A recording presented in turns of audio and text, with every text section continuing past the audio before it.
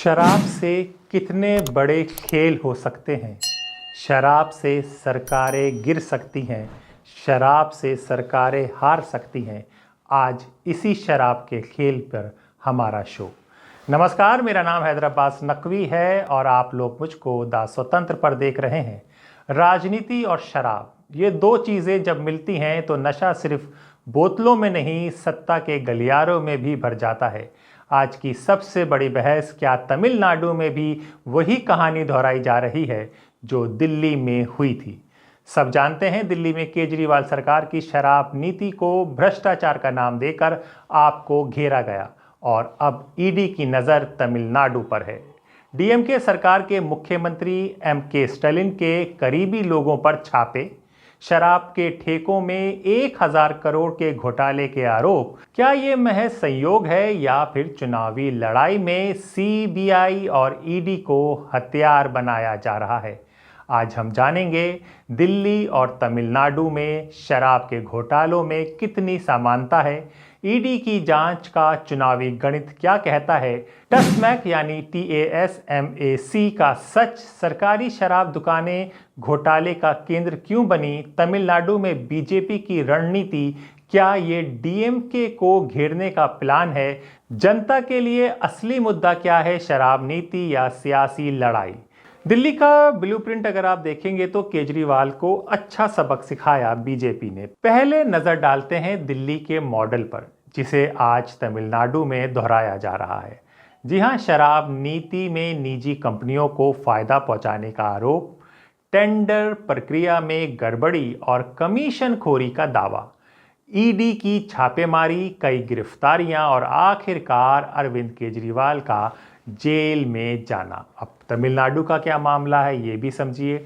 TASMAC यानी टस्मैक तमिलनाडु सरकार की सरकारी शराब विक्रय एजेंसी। 1000 करोड़ का कथित घोटाला, शराब कंपनियों को गलत तरीके से ठेके देने का आरोप, ईडी की छापेमारी, स्टालिन सरकार के मंत्रियों और अफसरों के यहां रेड मारी जा रही है। जी हां, तमिलनाडु में बीजेपी का नया टारगेट है।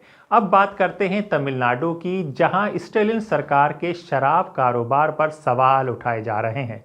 बीजेपी का दावा है कि TASMAC यानी टस्मैक के जरिए डीएमके सरकार ने 1000 करोड़ का घोटाला किया, पर क्या ये हकीकत है या फिर सियासी चाल। टस्मैक का सच भी समझ लीजिए, यानी वही जो हम लोग कह रहे हैं TASMAC का सच क्या है वो भी समझिए।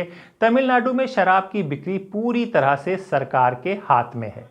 राज्य में 5000 से ज़्यादा सरकारी शराब दुकानें हैं। हर साल 42,000 करोड़ रुपए से ज़्यादा का राजस्व मिलता है। अब यहाँ पर बीजेपी क्या आरोप लगा रही है वो भी समझिए। ठेकों में हेर फेर का निजी कंपनियों को फायदा पहुंचाया जा रहा है। रिश्वत के रूप में 1000 करोड़ रुपए कैश दिए गए हैं। चुनाव से पहले भ्रष्टाचार उजागर करके डीएमके को घेरने की योजना बनाई जा रही है, जो कि दिल्ली में भी ऐसे ही हुआ था। जी हां, चुनावी कैलेंडर है और ईडी का रोल हम सबको पता चल गया है। अगर ये जांच ईमानदारी से हो रही है तो फिर चुनाव के करीब आते ही ईडी क्यों सक्रिय होती है, ये एक सवाल उठता है। जी हां, 2021 में FIR दर्ज, लेकिन 2024 में चुनाव से पहले ही ईडी की छापेमारी क्यों हुई? दिल्ली में भी चुनाव से पहले ही शराब नीति घोटाले पर कार्रवाई हुई थी। क्या ईडी का इस्तेमाल सियासी हथियार के रूप में किया जा रहा है? अब ये जग जाहिर है, सब समझ रहे हैं, जानते हैं, लेकिन बोले क्यों? अब हम आपको ये बताते हैं कि बीजेपी क्या कह रही है, इसको सुनना भी जरूरी है। बीजेपी कह रही है कि डीएमके ने भ्रष्टाचार किया। डीएमके का दावा है कि केंद्र सरकार उन्हें फंसाने की कोशिश कर रही है। आखिर सच्चाई क्या है? अगर आप कुछ समझ रहे हैं तो हमें कमेंट बॉक्स पे ज़रूर बताएं। दोनों पक्षों की दलीलें ये हैं। बीजेपी कहती है डीएमके भ्रष्टाचार में डूबी है, हम पारदर्शिता लाना चाहते हैं। डीएमके कहती है बीजेपी तमिलनाडु में चुनावी फायदे के लिए एजेंसियों का दुरुपयोग कर रही है। जी हाँ, इससे जो हो रहा है वो जनता का नुकसान हो रहा है। असली मुद्दा क्या है ये जनता जानना चाहती है।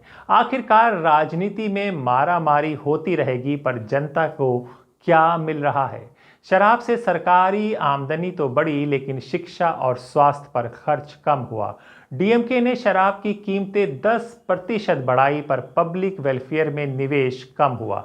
बीजेपी सरकार वाले राज्यों में भी शराब से भी भारी राजस्व, पर वहां ईडी नहीं जाती। शराब नीति के नाम पर सियासी ड्रामा जारी है। दिल्ली में केजरीवाल, तमिलनाडु में स्टालिन। क्या ये महज इत्तेफाक है?